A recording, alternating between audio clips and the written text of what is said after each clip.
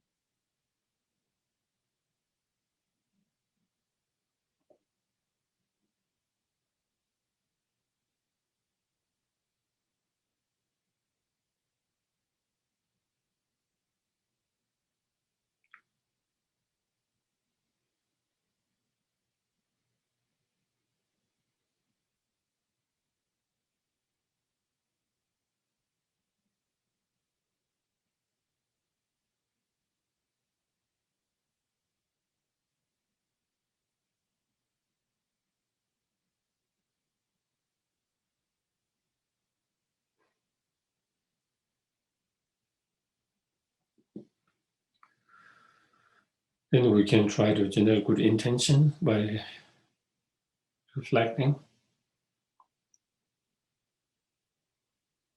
how fortunate and lucky we are to have this precious human life, which is full of potential.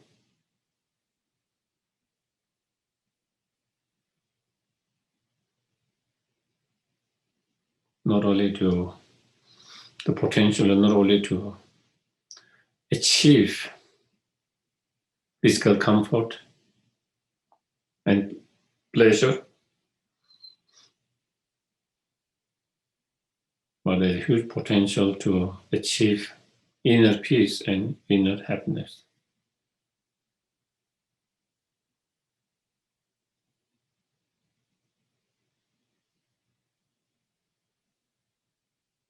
And not only for ourselves, we have the potential to be able to help and benefit others to achieve their also inner peace and happiness.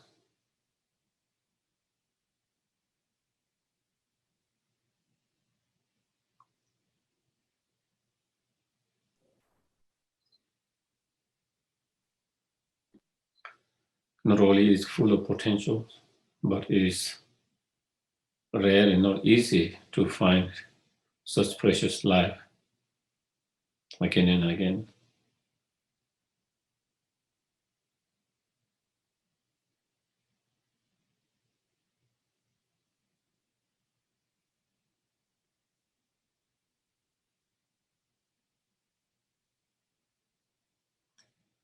Therefore, when it is in my hand at the moment, I must utilize it properly and not waste it.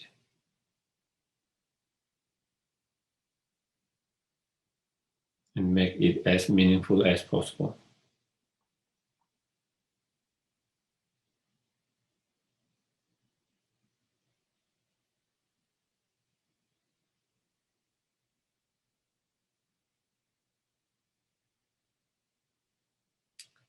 And the best way to make our life more meaningful is to work with our own mind to reduce and overcome those disturbing negative emotions.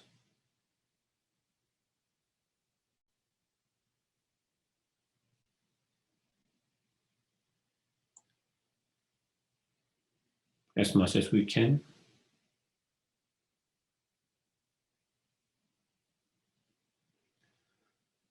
Trying to cultivate an improve all the positive state of mind,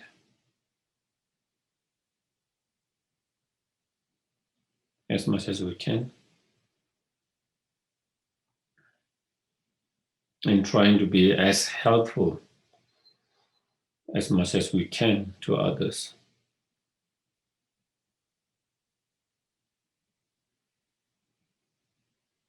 according to our own capacity and ability.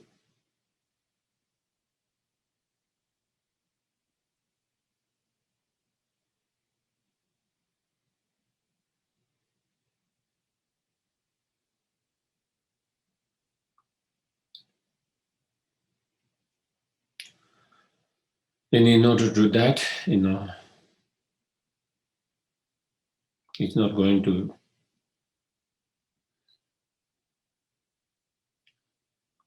become like that just by wishing. We need to put effort to make it happen like as we want.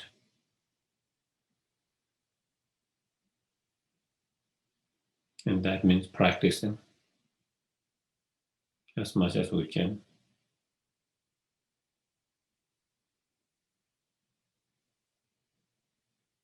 In order to practice, we need to be reminded of the practice.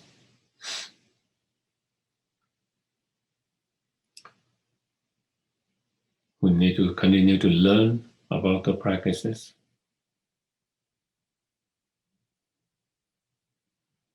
For that very reasons, that I'm going to listen,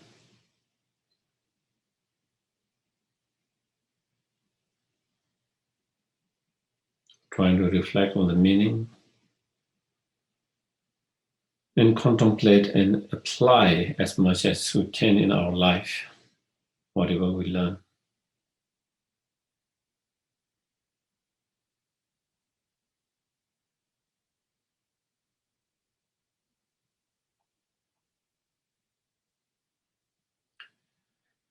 In this act of listening, reflecting, contemplating, discussing, may all of this become cause and condition to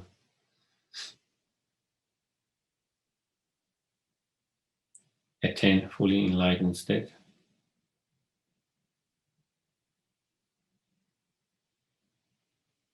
So we can be greatest help and benefit to each and every sentient being.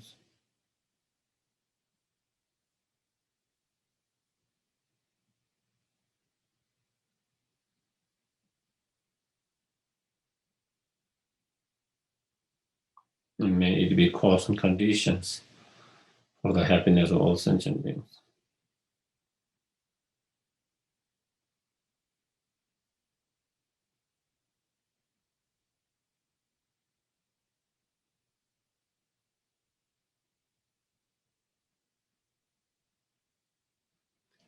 Okay.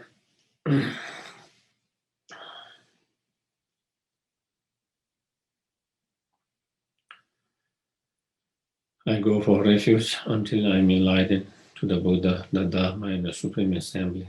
By the merits I create to listen to the Dharma, may I become a Buddha in order to benefit all sentient beings. Sangye Chödan Sogi Chonam La Changju Pato Dane Jakroch Taki Chöche Gibe Sonam Gi Dola Tenje Sangye Luba Sangye Chödan Sogi Chonam La Changju Pato Dane Taki Chöche Gibe Sonam Dola Tenje Sangye Luba.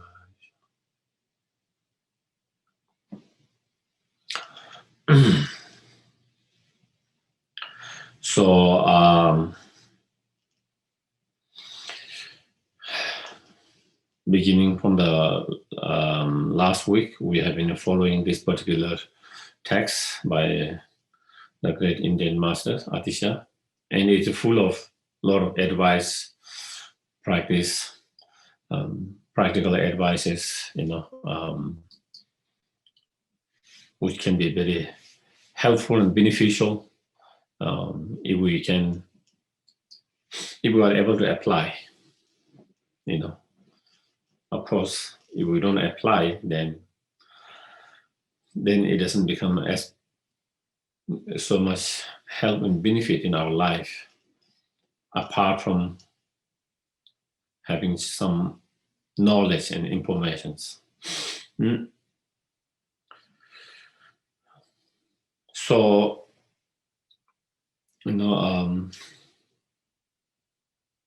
after the homage, then we finish the first verse of that, and again, the author advise and instruct and encourage us to practice with full-heartedly, without two-minded. And when we do practice, trying to practice with more enthusiasm, joyfulness, by overcoming the laziness and unclear mind, dullness, so I think that was more or less that we kind of discussed about that verse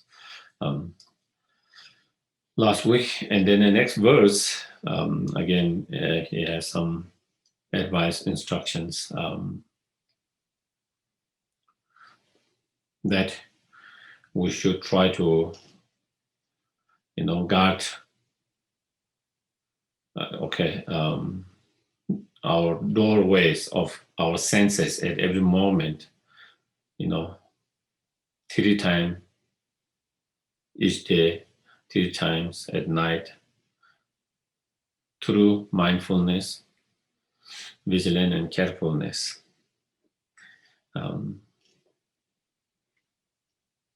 So again,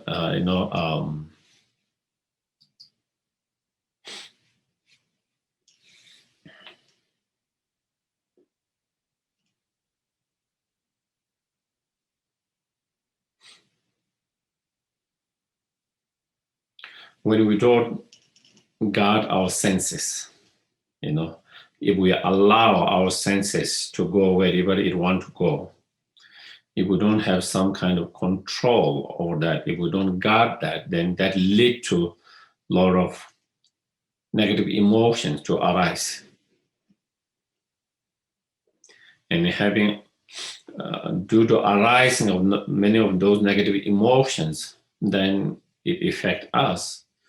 It makes us, it disturbs our peace, our mind. And then once our mind is disturbed, then, we act differently toward others, not in a nice way.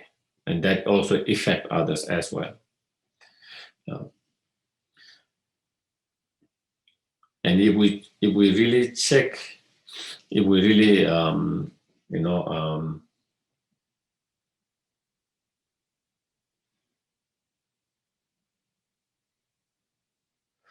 if we really check in our everyday life, different negative emotions arises at different time throughout day, weeks, months, years.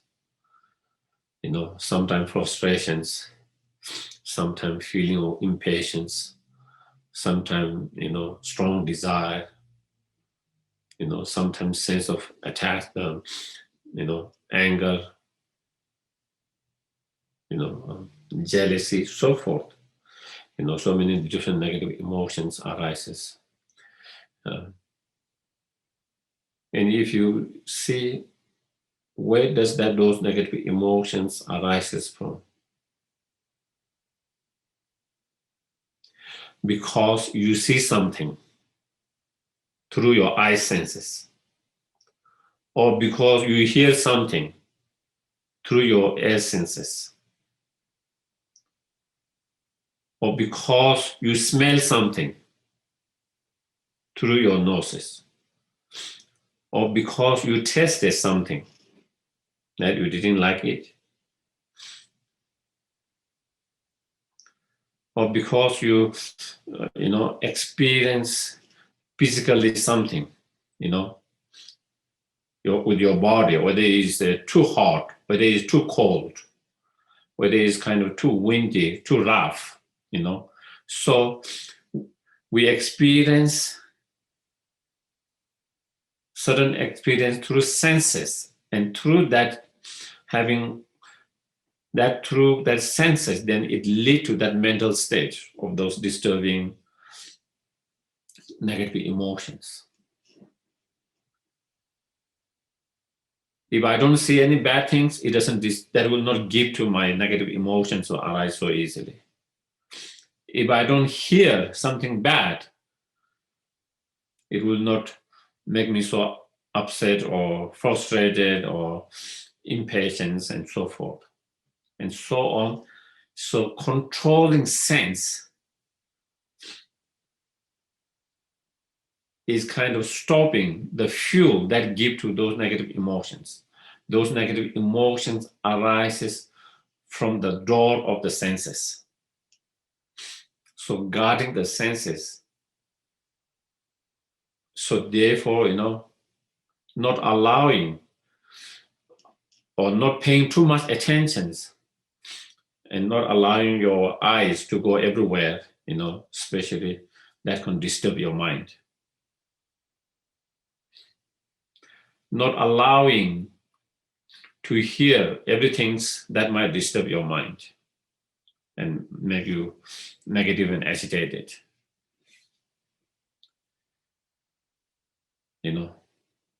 Whereas when there is if you look something, if you hear something that can make you more positive,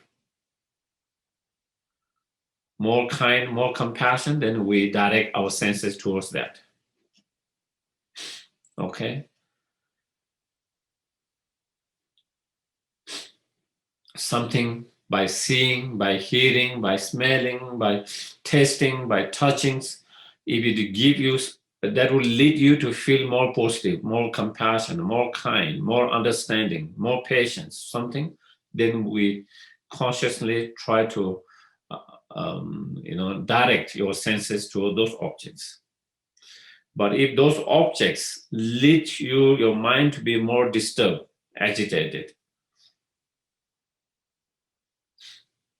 and increase your desire or anger and so forth, then we try to withdraw our senses from following those objects.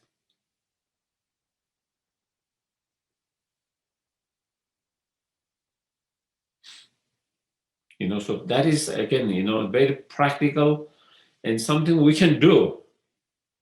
It is much more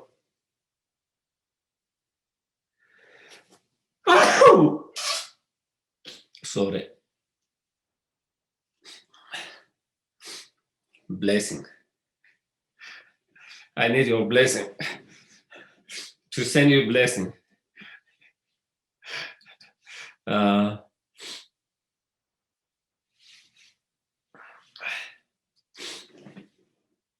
So yeah,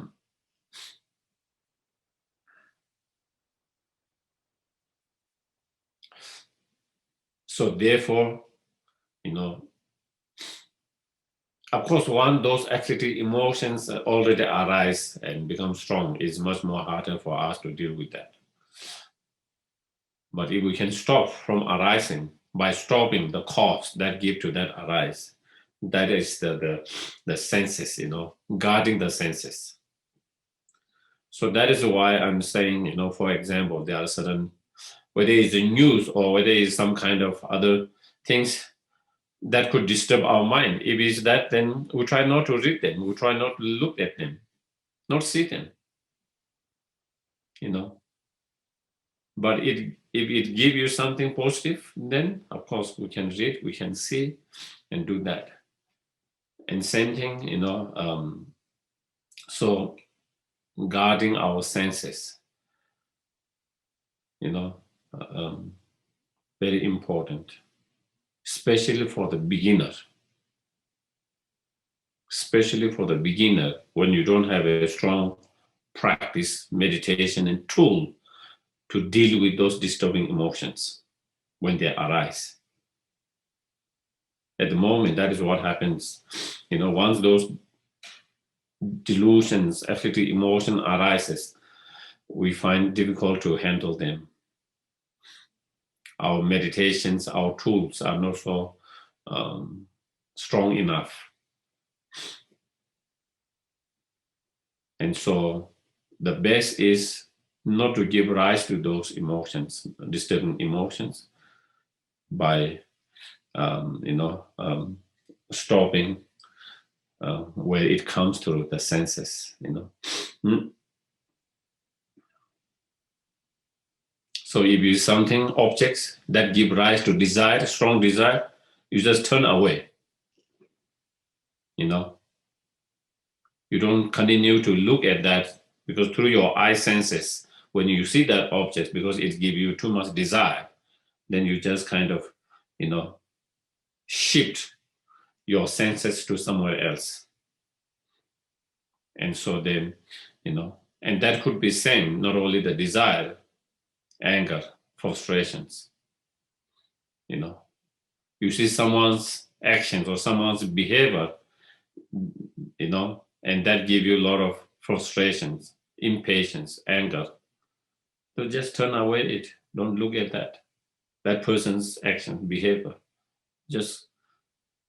And then if you don't see it, then it doesn't bother you. It doesn't really, give a rise to those negative emotions, So, and these are very practical advice, something that we can apply easily,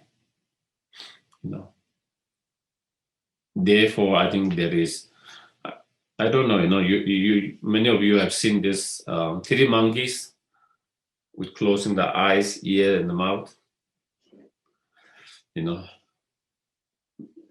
That is very similar here.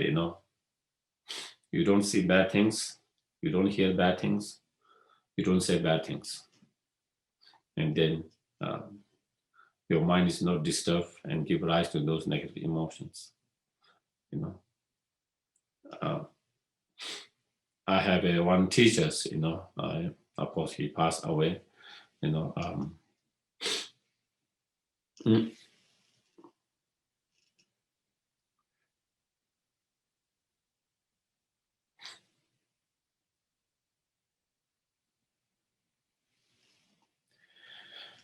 so, whenever any his friends or students or whatever, when they come to see him, and if they have something, kind of things, something bad news to share, something bad happened, or something this and this, I heard that he will never allow that to. He said, if someone say, he said, get out, don't come.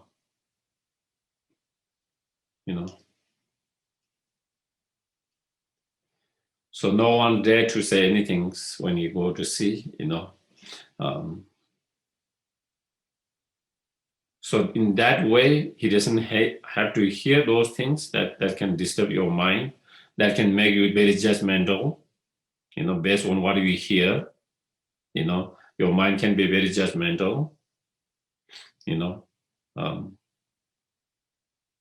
You can come to a certain kind of conclusion without knowing the full of that, because you hear something by someone, and also other different negative emotion could arise.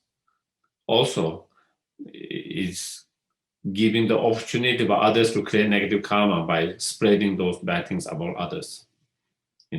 So when someone stop you from doing that, then you don't give them opportunity to create more negative karma with their speech. And I think those are really, I believe, a good example to follow, if we can follow, which is kind of related with this practice.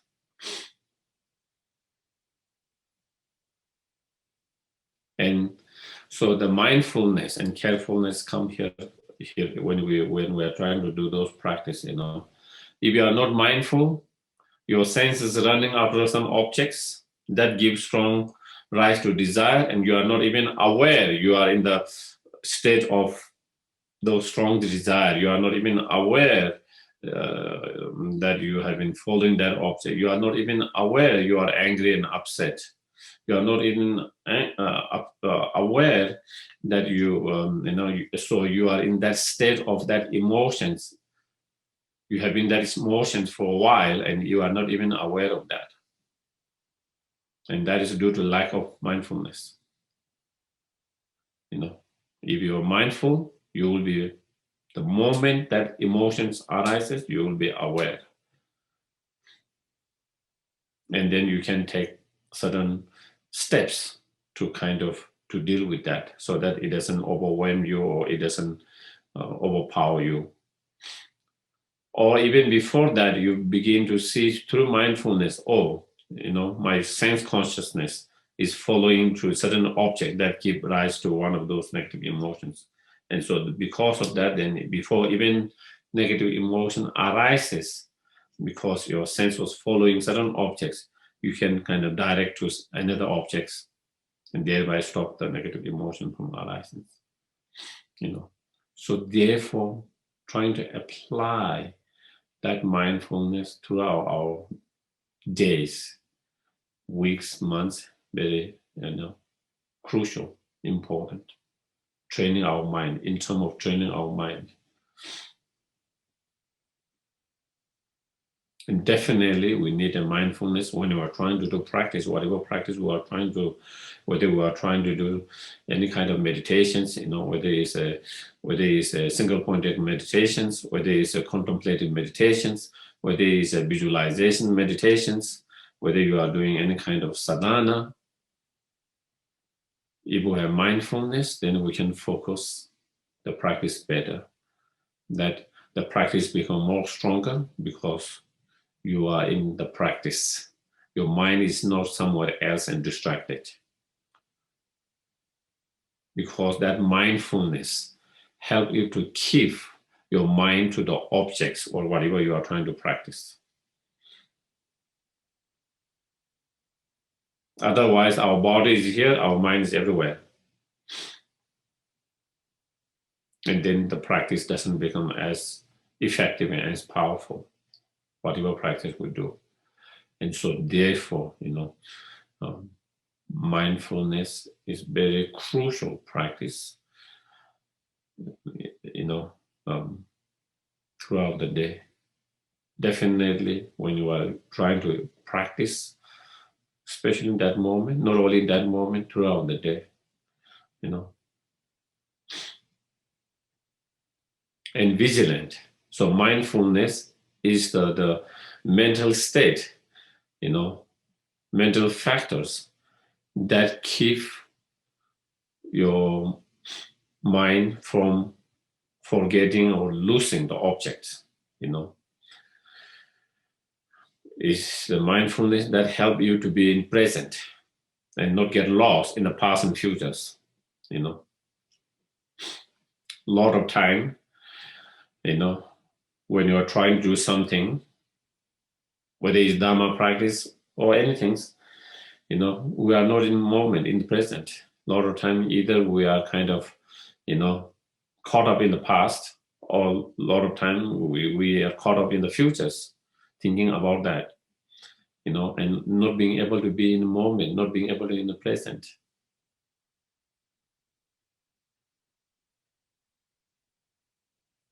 What we have really in our hand is the present, but we never are there. Past is gone, future is yet to come. Nothing, no one really know what the future is, but we are unable to be in the moment present, what is really there. And so mindfulness really help us to do that, and so that is the functioning of that mindfulness, that mindfulness mental factors and the practice of mindfulness, and the vigilant or introspections is another mental factors that supports that mindfulness. the mindfulness and introspection, those two practice and those two mental factors support each other. And the introspection mind or vigilant is, checking and examining and investigating time to time, whether you are in moment or not, whether you are in present or not, whether you are in that state that you want to be or not, For example, you are trying to meditate single pointed concentration, just trying to focus on the breath. And introspection mind is from the one side of your mind, checking whether your mind is still with breath or your mind with somewhere else. And with the vigilant mind, when you notice, my mind is not fully here, is involved with the past or future, then you try to bring it back. And then with the mindfulness, you try to keep in that objects. Or you are trying to visualize something, and again, checking whether you are visualizing as you are supposed to visualize, or whether you are contemplating some other meditation, whether it is bodhisattva, whether it is emptiness, analyzing. Again, trying to analyze whether you are doing that, because that's what you are, when you are meditating, that's what you want to do. That's what you're supposed to do. That's what you are trying to do. But sometimes we are not exactly doing that. And we get distracted, or sometimes dullness. And so introspection mind is kind of examining, watching whether your mind is doing the right job or not, to whatever you're supposed to practice, whether it's doing that or not. If it's not, then introspection mind will recognize that, will be aware of that, and then it helps us to bring back to what we're supposed to be doing. And so that kind of introspection mind, or the vigilant mind and the mindfulness, is very much required in all our meditation, all our practice, and throughout the day.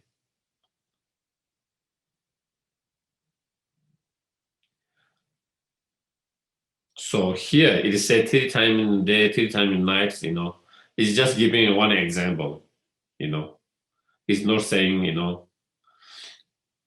the point is we do all the time. But for someone who is starting at the very beginning, they can't do all the time. Okay? They cannot, someone who is at the very beginning training, as much as they want to be mindful throughout the day, throughout the night, even though as much as they want to be vigilant all the time, it's not going to be easy to begin with at the very beginning for anyone. So we have to start somewhere. And so you can start consciously putting effort to be more mindful 2 times, 3 times a day. And then slowly, 6 times a day. Slowly, 12 times a day. Slowly, 24 times a day. And then slowly, every time, every moment.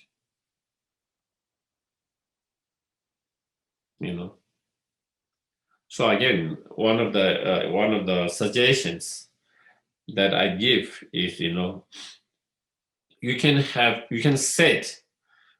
set up in your phone some kind of particular, alarms, maybe, some kind of, with a particular, maybe some sound, it could be mantra, it could be another sound of the bell,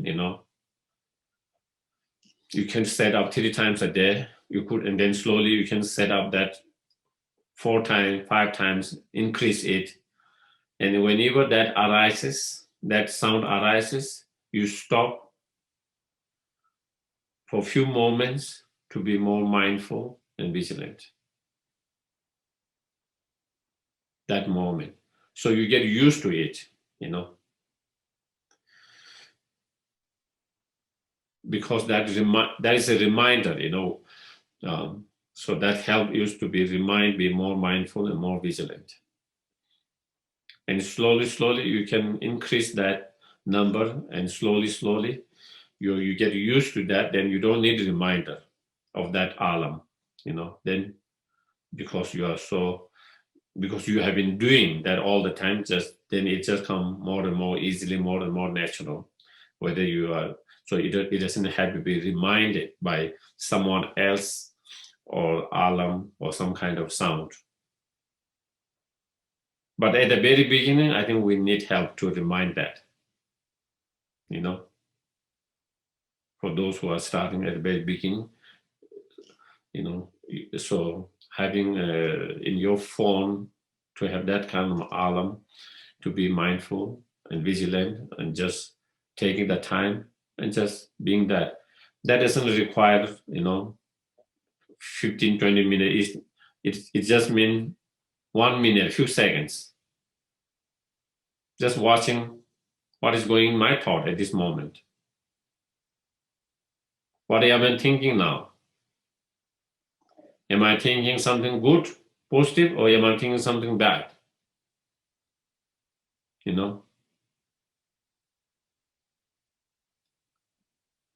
Am I in a, kind of compassionate state, more kind state, more positive state, or am I upset now? Or am I impatient now? Or am I frustrated now? Or am I driven by a strong desire? So just through that mindfulness introspection, examining your mind, your thoughts at that moment. And if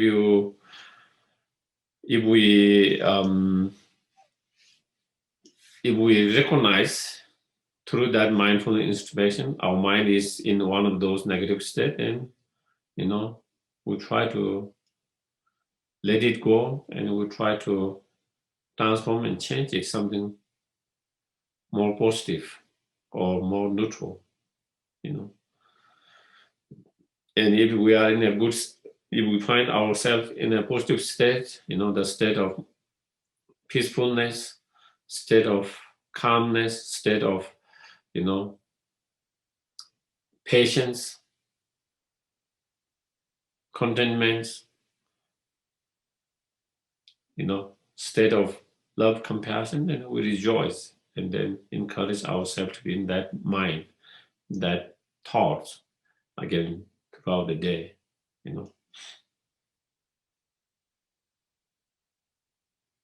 So that is how we try to do, and that is how we try to improve, slowly, so that eventually we reach where we are mindful all the time and being aware of our minds, our thoughts, our emotions all the time. And when we are more aware, then we know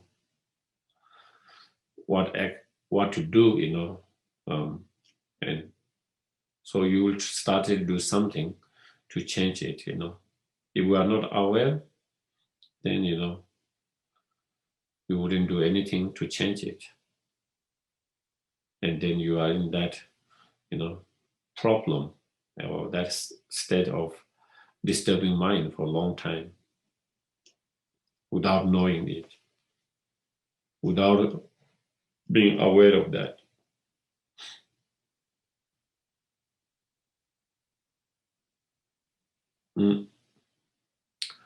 So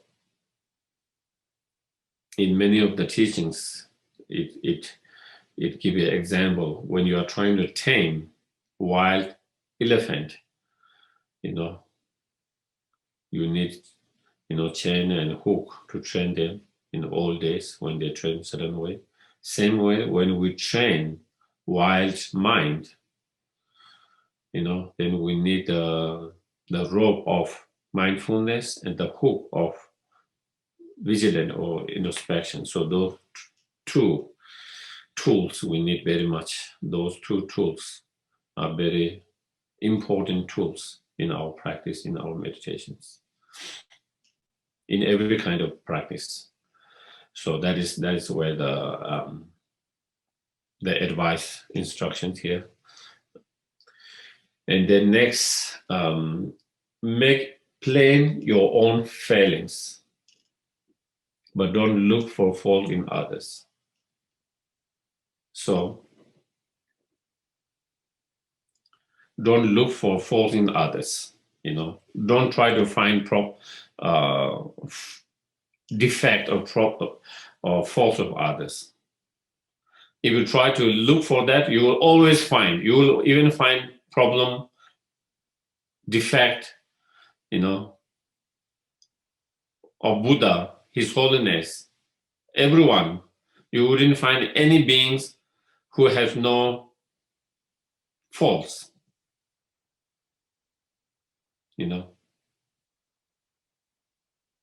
That reminded me one story. In Sera, the monastery in India where I went to study. We had one disciplinary, very, very strict disciplinary one time,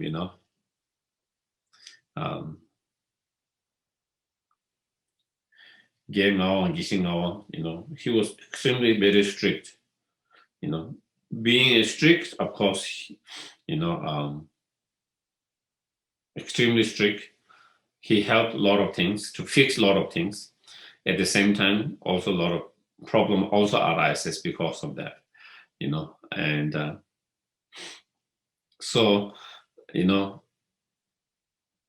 most of the disciplinary, they wouldn't go in each of the monks' rooms and check it and like that, more unless they hear something, report something, but this one, he went, in each of those months, checking what they are doing and whether they are doing that they are supposed to do and not supposed to do, At that time,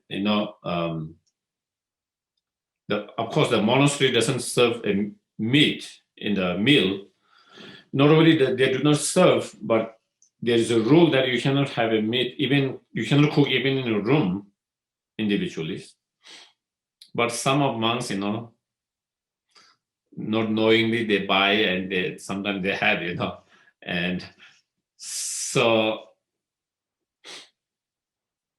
when he went and when he opened, another monk, not only monk, another Geshe, opened his fridge, then he saw some meat, and then of course he was in problem, and then the other, I don't remember the whole conversation, but so then the other monks made a comment, if you are looking for a problem, you will always find a problem. If you are looking for a fault, you are always going to find something, and that is what kind of related here, Don't look for others' faults and fail and defect, because if you look for that, you will always find, and you find it will disturb your mind. It will disturb your mind. It will give rise to a lot of negative emotions.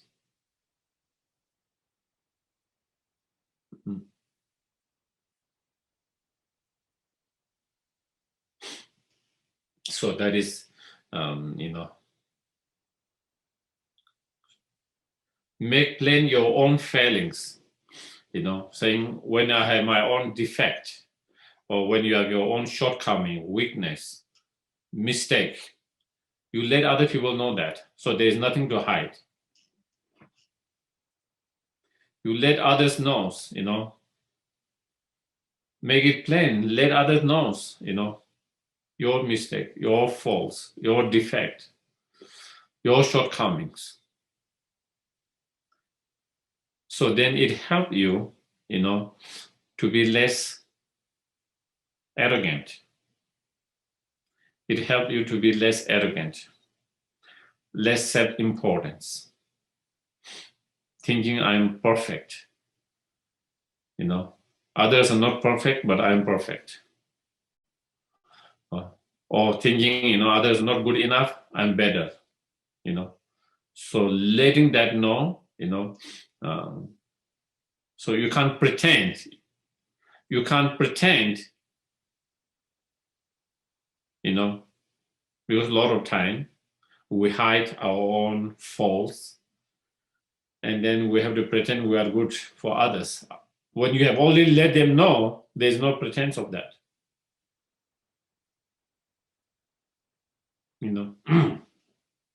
And also there's less fear of that someone might know about my faults or my problems. You don't have to live in fear. Everything is kind of out there. Nothing to hide. Transparent. More transparent, you have less to fear, less to worry. And also from other sides, there is no, unnecessary expectations.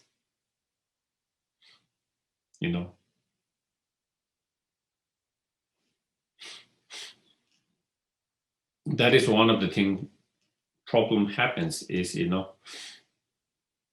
any kind of relationship, even with the teacher and disciple, guru-disciple relationship, and any kind of relationship, when you don't know the other's faults, then the other people think they are perfect, and they have misunderstanding, misconceptions, and expectations. And when they find out later they have this problem, they have this defect, they have this mistake, then they get very disappointed and unhappy. Disappointed and unhappy, because they were not expecting that, and they didn't know that. But if the other person let it know, then that wouldn't happen. But because the other person didn't let it know, and so other person didn't know they had their problems or that shortcoming, and so then later when they found, they become disappointed, and then so that is the Bodhisattvas practice. The Bodhisattvas practice is put others even above yourself, if possible. That is the Bodhisattva practice. Put others so, and therefore,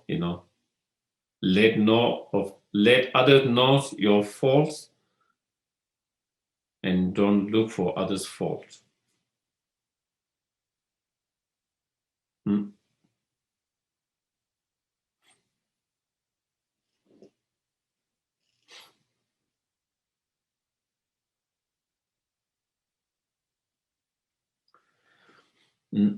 So that is, and make known the good point of others. So not only you don't look for the faults of others, but when you see something positive qualities in others, good quality in others, whatever positive quality, whatever good quality that you notice, that you are aware of,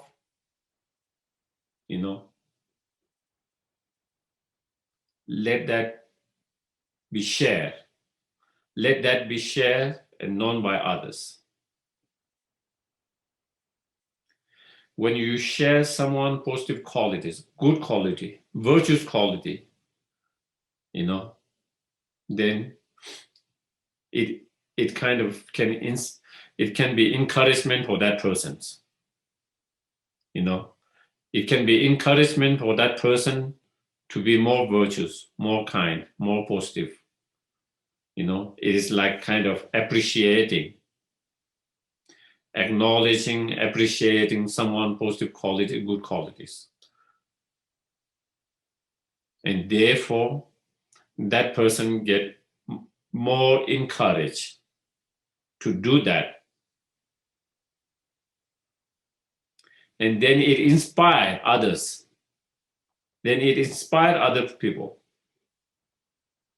It inspires other person. When other person hear about others' virtues and positive and good qualities, and they hear, then they also get inspired.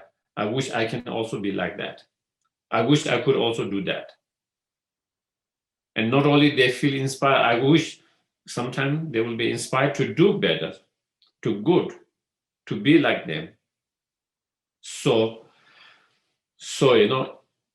it helps the persons who has those qualities, as well as it helps others to whom you let it know that it can inspire them. And for example, someone that misunderstanding that person's, thinking that person is good for nothing, and someone share their good positive qualities, then is that person not as bad I thought? Do you get it what I mean? He or she is not as bad as I thought. He or she also has some good positive qualities.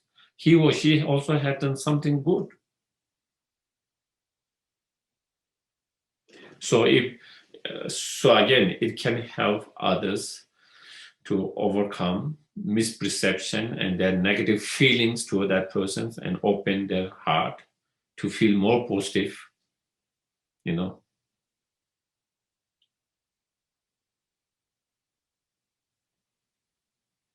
Mm.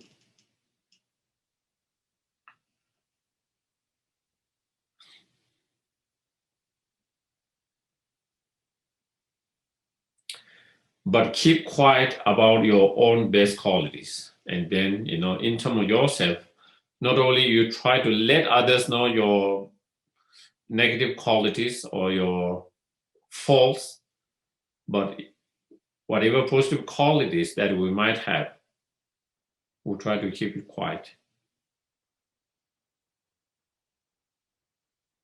Because the practice, Dharma practice, is something indeed personal, unless there's a really good reason to share it.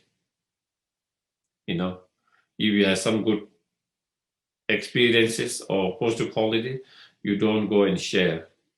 You just keep yourself, and you share with something when it is a necessary, important.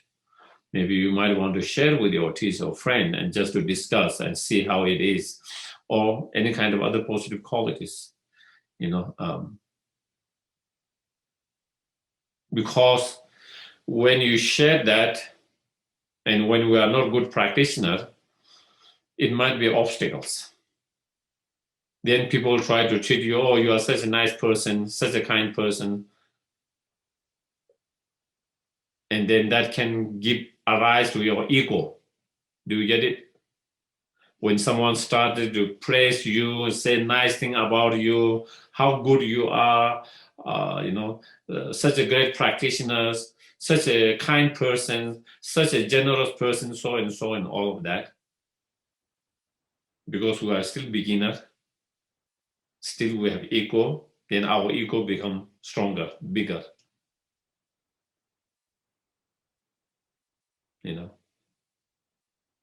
And sometimes, other person doesn't say, and you say, how come this person saw my quality and said good thing? This person never acknowledge and never say good things about me.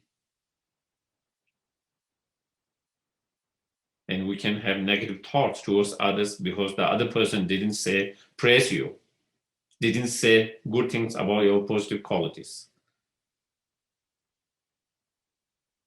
good qualities. So here the Bodhisattva practice is to reduce and destroy the egoistic mind, the ego, which is the root of all the problem. And these practice are a practice to reduce your ego mind or egoistic mind.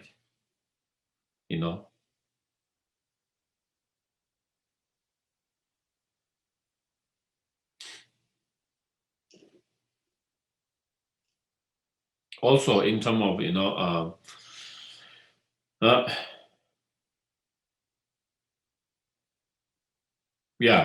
so that can especially for a very beginner practitioners who doesn't have a strong meditation practice to deal with those negative emotions, then when other people knows about your practice, about your experiences, good experiences, or any of your positive quality virtues, then people might praise you. And when they praise and say nice things about you, then that can lead you to be more unnecessary pride. That can increase your ego. That can lead you to have more pride.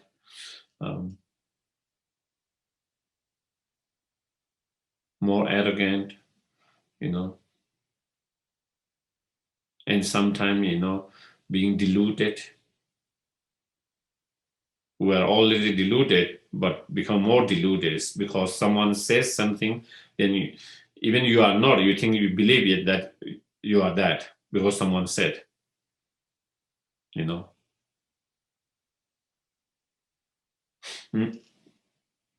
And so therefore, engaging into such practice really help to not to give rise to ego and pride and arrogance, self-important, but keep it quiet,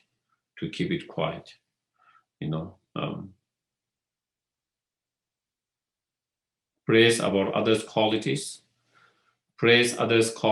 let other people's qualities, good qualities, positive quality be known, praise them, but when it comes to our own, trying to keep quiet, unless it is important and necessary. Sometimes maybe by sharing something, maybe it can inspire someone. So if it doesn't increase your ego, but it helps someone, then of course, sometimes sharing that can be a bit helpful and beneficial. I think if we talk about, for example, I think that is His Holiness Dalai Lama. We can see with that him, not only His Holiness, many, many other teachers as well. His Holiness Dalai Lama always, he never let know his qualities, inner qualities, experiential qualities in the past. He always says, I'm just a simple monk. And when he was asked whether he has any spiritual realization experiences in the past, no, he never shared it. He said, no, I don't have.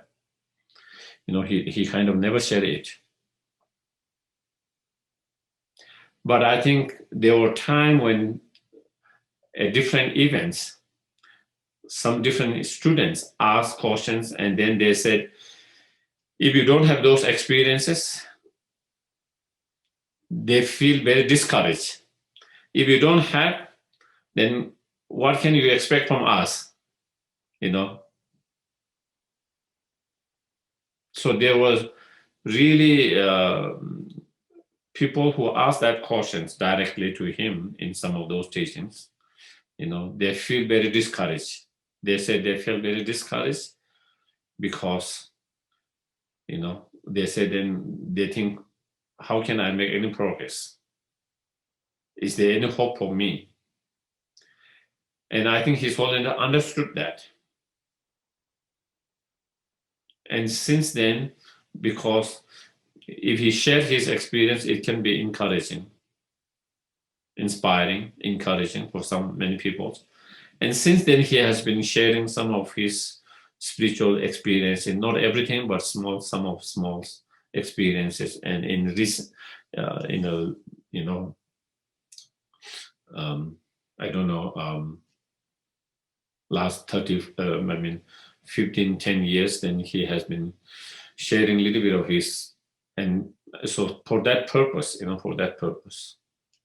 when it can be beneficial and helpful, then letting know that can be beneficial, but otherwise, in terms of our own practice, especially for the beginner, then it is better to keep it quiet and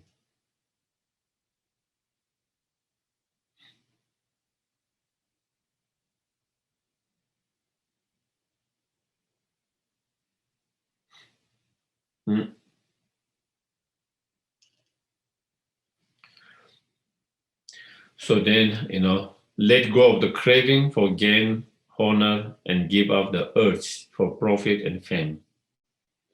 And so this one's is advice, instructions, and practice to Give up yet worldly concerns. Give up yet worldly concerns. Because when we have yet worldly concerns,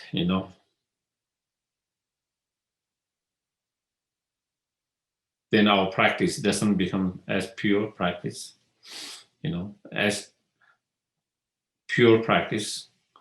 It doesn't become powerful, strong practice.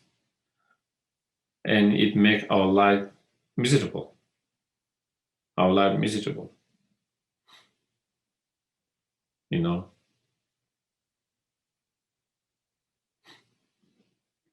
When you are really concerned, then we are attached to, profit, material gains, profit, wealth, we are attached to a pleasant experience, feelings, pleasant feelings, senses, pleasures, then we get attached to, reputations, fame, and praise, So when we're attached to them, all these objects, first of all, when you have strong craving and attached to them,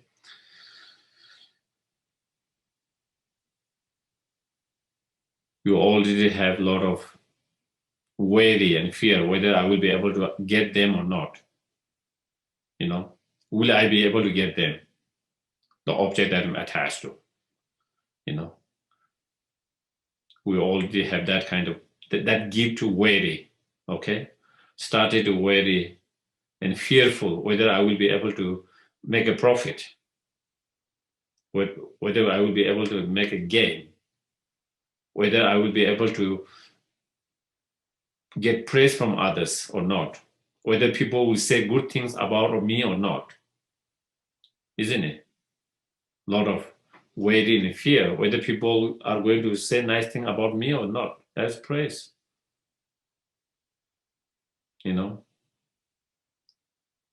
Reputation, fame, whether people are going to like me or not. Whether people are going to like me or not.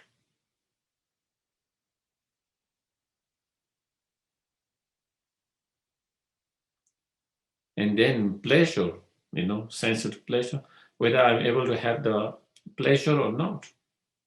So we already, due to that attachment, why we are so worried and fearful whether it's going to happen, whether we will have that or not, because we have strong attachment to those, because we are attached to them, because we have desired craving for them. Supposedly, then you get all of that. Supposedly, you make a profit, a gain. Supposedly, you get a praise, good reputations, and pleasant feelings. Again, if you have attachment to them, then again, first you have that fear, worry before being able to achieve it or not. Now you have achieved it. Now that you have fear and worry of losing them. Once you have it, now you have fear and worry of losing them. Losing the profit, the gain, the fear and worry of losing the praise, the fear and worry of losing your reputations, the fear and worry of losing your, comfort and peace, comfort and pleasant feelings. So that is how our life becomes miserable, because we are constantly so much fear and worry all the time. Fear and worry all the time. And that fear and worry comes because of the attachments. Because of the attachments, the craving to the earthly things, you know. Then not only you have fear of losing them, you know, then you have a suspicions and negative feeling towards others because you think maybe someone might take away your profit, someone might take away your um, praise, someone might take away your pleasant feeling and comfort, someone might take away even whether someone will take away or not, but you started to already feel that little bit, and started to feel negative of others, suspicious of others. And that is how we mentally suffer so much. That is how mentally we suffer so much. That's how our life becomes much more unhappy, much more miserable, because we have so much of all this fear and worry all the time. When you don't have, you have fear and worry. When you have fear and worry.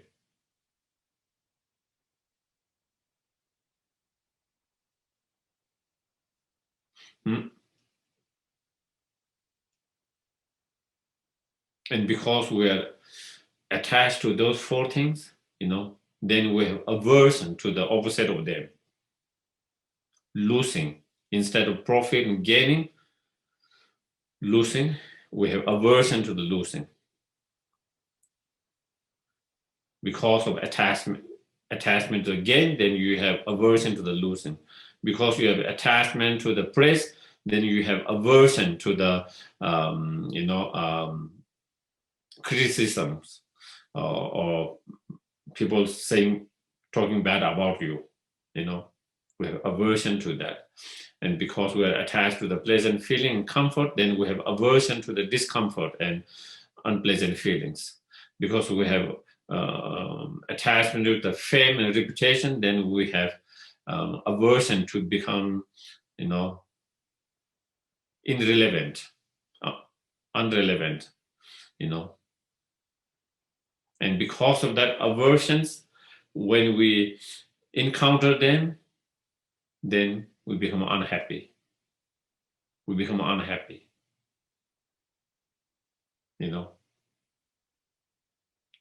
So when we lose, we become unhappy. So more suffering, pain, right? When someone said bad things about us, not nice things about us, then again we're unhappy. We become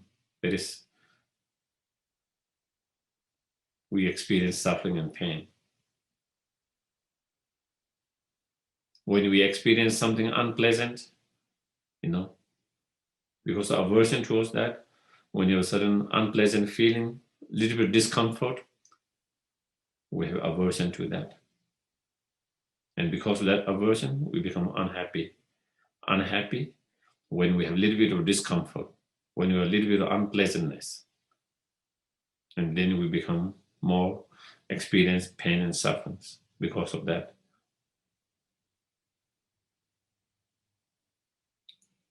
And then we become insignificant, Nobody. When we become insignificant, when we become nobody, before, people we have reputation, people like us, all of that, and then suddenly, our reputations become bad, or we don't have same good reputation as before, or become worse, and people doesn't like us much as before.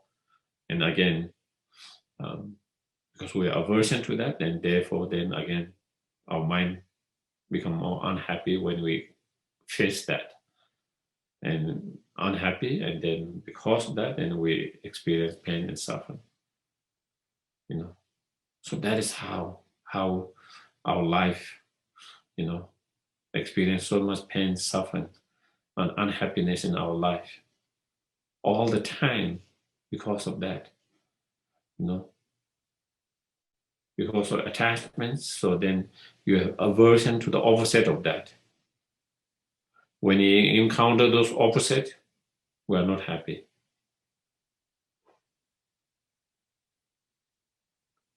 And even when you encounter those we are attached to, again, as I said before, that lead to full of fear and worry.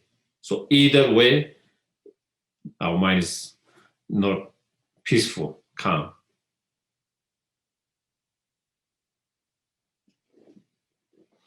And due to that aversions, then, it lead to, anger, hatred, ill will feelings. That aversions then slowly turn into anger, hatred, aversions. So that's how.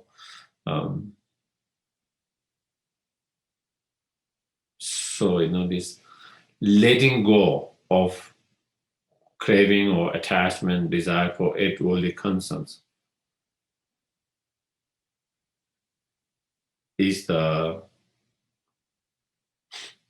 way or method to find more peace. More peace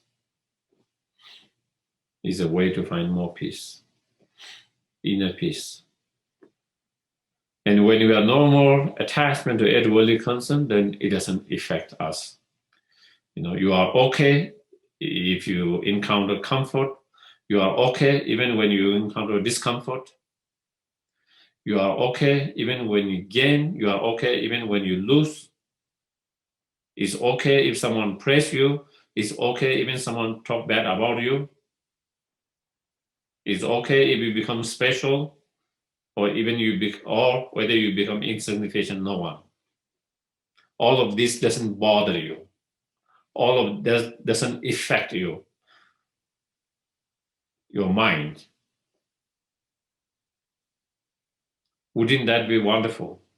Wouldn't that make our life much more happier, much more peaceful? And so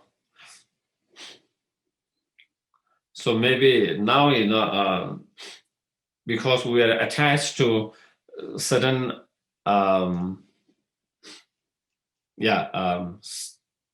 certain perceptions, then again, when that didn't happen, again, we get disappointed and unhappy.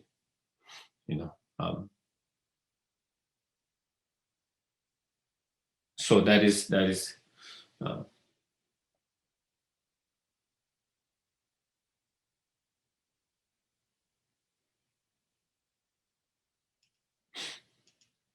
It is the attachment, the craving.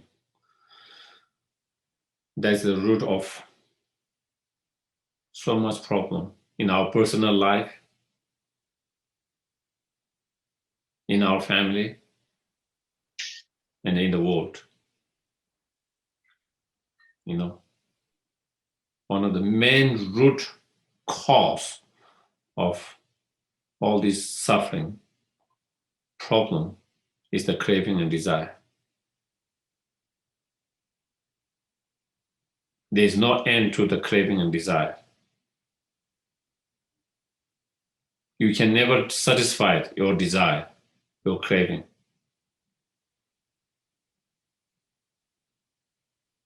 So we always end up, no matter how much we have, how much we make more and more, we're never unhappy. We are never unhappy and satisfied because we are following the craving and the desire, attachment. As long as we follow that, that is how we end up.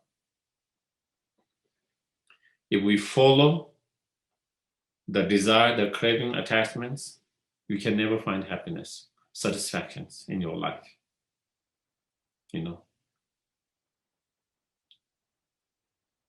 Your income might increase double this year.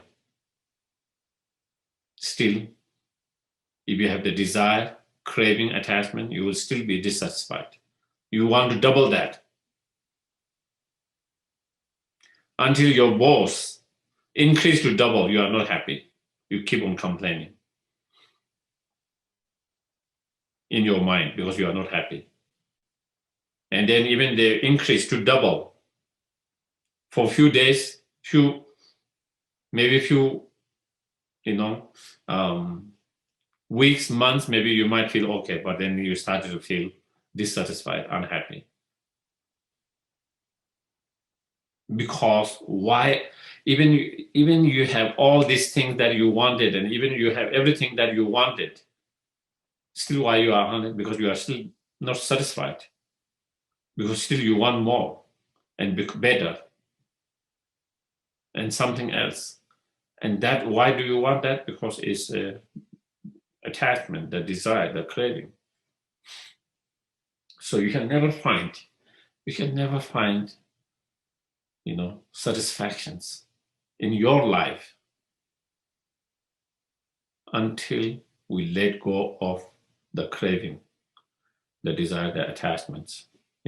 Until we let go of that, you can never find true satisfactions. You can feel like you found satisfaction for a short term, for a little bit, but then that's it. You never have lasting true satisfactions in your life. You will never find true lasting satisfaction in your life. That whatever satisfaction you find will be very short lasting, only for a very short period. But once we are able to let go of the craving or the attachments, then you can find satisfaction and happiness all the time, all the time, all the time.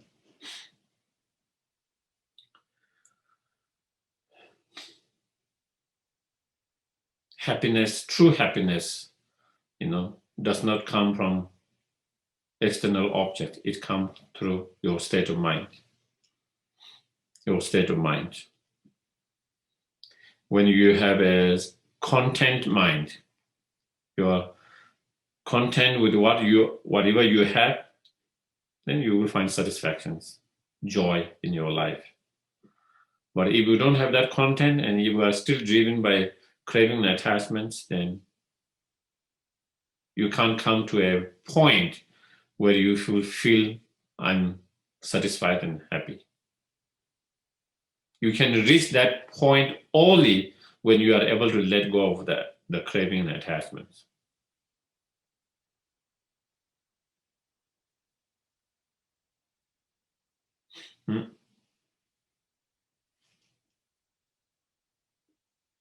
So even though sometimes the anger seems to be most distracting emotion, but attachment is much more even distractive than the anger itself.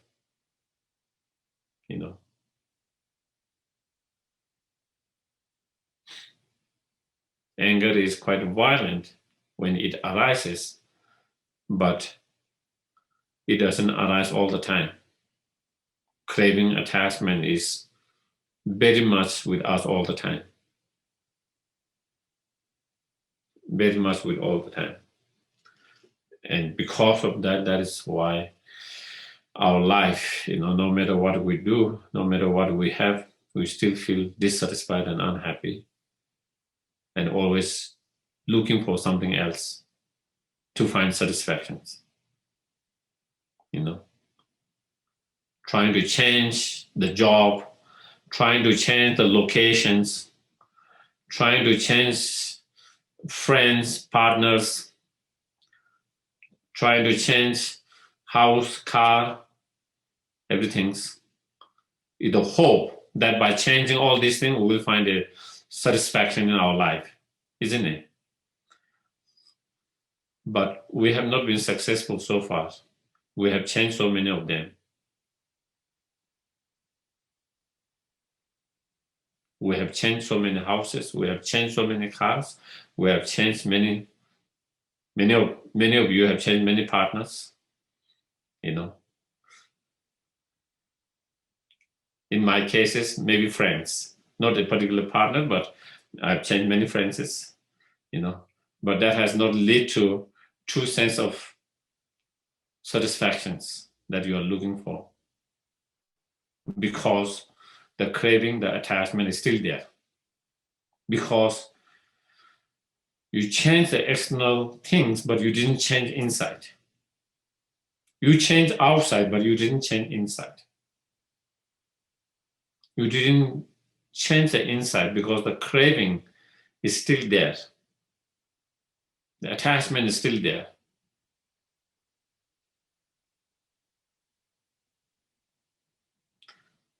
It seems like we should have learned by now, but still we have not learned that.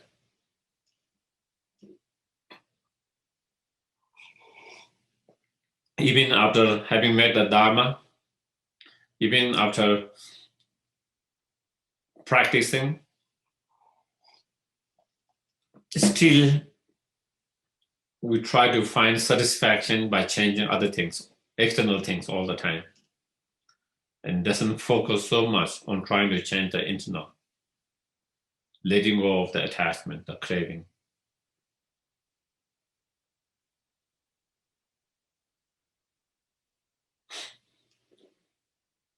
So yeah, so that one is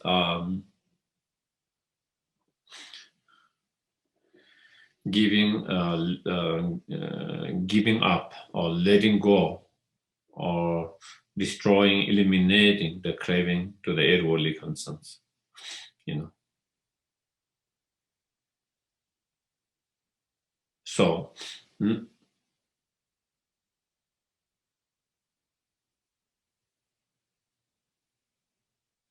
and of course, there are many different practices in terms of, you know, dealing with the attachment, you know, meditation on impermanent, meditation on dead impermanent, meditation on the emptiness of the objects, you know, meditation on, you know, essenceless of the objects, essenceless nature of the object, and so forth. There are many different meditations that one can use and apply. And so, yeah, we try to apply whatever among those different meditation practices, whatever you find more helpful, effective, you try to apply and that particular practice, you know. So I think maybe today I will just kind of conclude here, and I can take a couple of questions if anyone has any questions, or maybe something to share.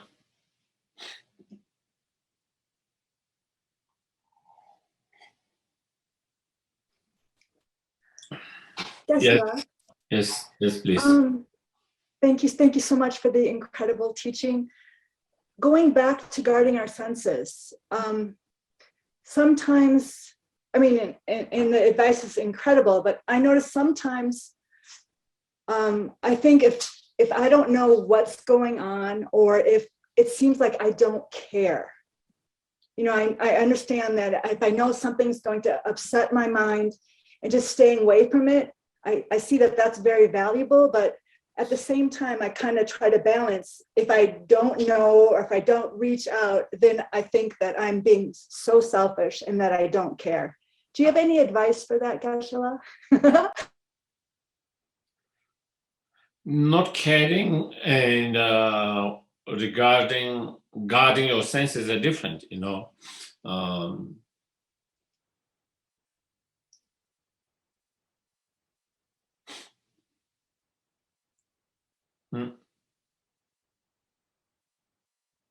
For example, you know, recently I was in the park. I was walking in the park. There were children who were playing, you know, baseball and game, you know. And there was parent, grandparent, all watching them, you know, so many of them. A lot of people, you know, a lot of grandparent, and you know, there was a fight, you know. Suddenly, I didn't know what exactly happened. Someone started to punch someone, you know, and so, you know, of course, there were people who are trying to kind of, you know,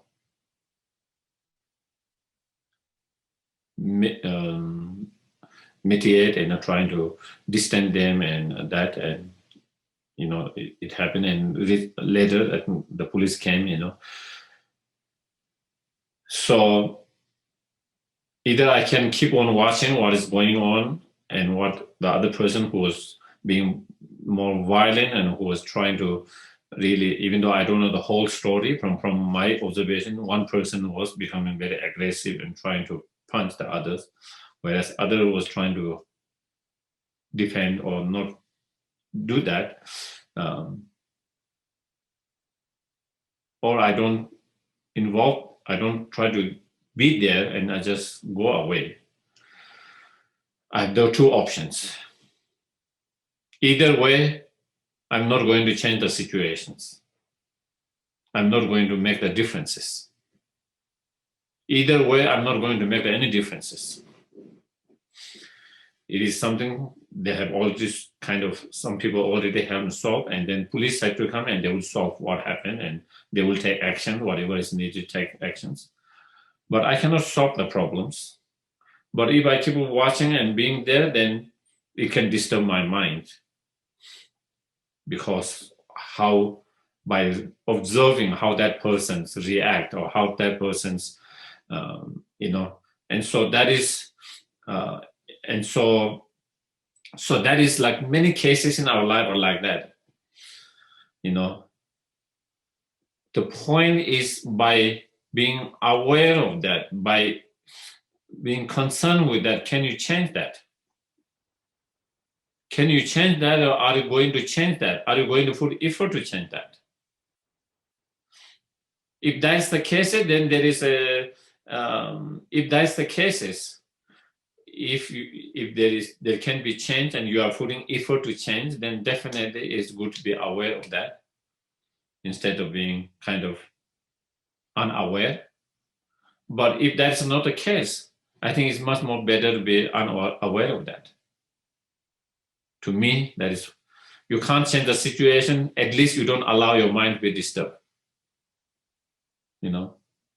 But even your mind is disturbed, if you are willing to put the effort to change, then there's some worthwhile in that. You had some negative thoughts, you create some negative karma, you had that, but at the same time you are able to contribute and make positive changes. So then there is something positive in that. But in those cases where you can't change it, then for example, my dad doesn't know what is going in the world at all. Okay, he's completely kind of shut down he's not interested by himself, and whereas I'm aware of what is going in the world. In terms of contribution that he's making, I'm making to change the world, I guess it is same. Maybe spiritually, maybe he's doing more. I don't know. But my mind is being more disturbed because of seeing what's going in this country, going in rest of the world. It disturbs your mind. It's kind of that, and so then that is a choice we make. But if I'm aware and I'm concerned, and if I'm willing to make effort, and I put effort to change something, then I think that is slightly different. And sometimes also we feel we can help someone. It's hard to help someone unless your mind is more calm, peaceful, undisturbed. When I'm in a state of angry, even though I feel like I can help someone, it's very hard. So guarding those senses is to train your mind, support your mind to be more peace, more kind, more gentle, more patient. And from that state of mind, once you reach that mind, then you will be able to help and benefit more others. Because then after that, once, and even you. So these are more for practitioner, for us, The highly developed Bodhisattvas, they don't have to do that, because, they can see everything going And that wouldn't, they can hear every bad things, good things, they see every good, bad things. It doesn't disturb their mind. It doesn't make them to be more frustrated, impatient, angry, and that. But this is for advice for us that has that kind of negative impact. And so we have to, once you reach certain level of your practice, then this is not a big deal, then it doesn't matter, because it doesn't affect your mind in a negative way. Okay, so we can do the dedications.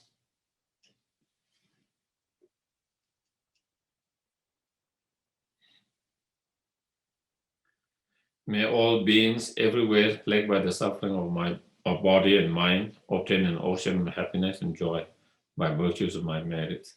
May no living creature suffer, commit evil, or ever fall ill. May no one be afraid to belittle with a mind weighed down by depression. May the blind see forms and the deaf hear sounds. May those whose bodies are worn with toil be restored, finding repose. May the naked find clothing, hungry find food. May the thirsty find water and delicious drink.